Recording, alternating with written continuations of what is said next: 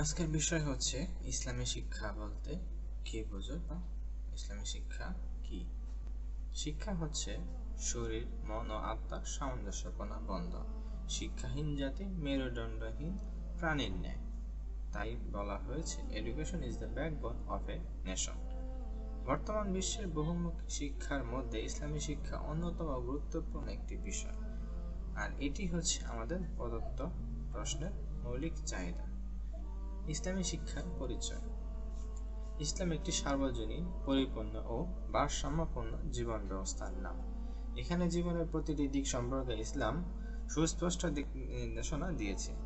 ইসলাম শিক্ষা সম্পর্কে ইসলামের দৃষ্টিভঙ্গি অত্যন্ত সুস্পষ্ট।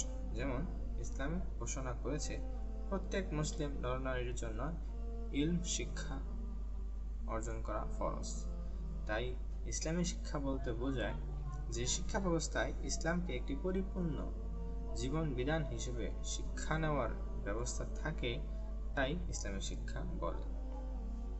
ইসলামী শিক্ষা অর্জন করার পর বিদ্যার্থীদের মনন চরিত্র এমনভাবে গড়ে ওঠাতে হবে শাশ্বত ইসলামের সুমহান আদর্শে জীবনের সকল কর্মকাণ্ড পরিচালনা করার যোগ্যতা সৃষ্টি হবে। এই শিক্ষা ব্যক্তি জীবন থেকে শুরু করে আন্তর্জাতিক জীবন পর্যন্ত সকল আদর্শ হতে উন্নত প্রগতিশীল বলে প্রমাণিত হবে। যে বিদ্যা অর্জনের মাধ্যমে ইসলাম সম্পর্কীয় প্রয়োজনীয় জ্ঞান লাভ করা যায় তাই ইসলামী শিক্ষা। অন্যভাবে বলা যায়, যে বিদ্যা অর্জনের মাধ্যমে সত্য কথা, মিথ্যা, হালাল হারাম এবং ন্যায় অন্যায় সম্পর্কে সম্যক জ্ঞান লাভ করা যায় এবং সেই জ্ঞানের মাধ্যমে মানুষ তার নিজেকে এবং মহান স্রষ্টা আল্লাহ তাআলাকে জানতে ও চিনতে পারে, তাকে ইসলামী শিক্ষা বলে।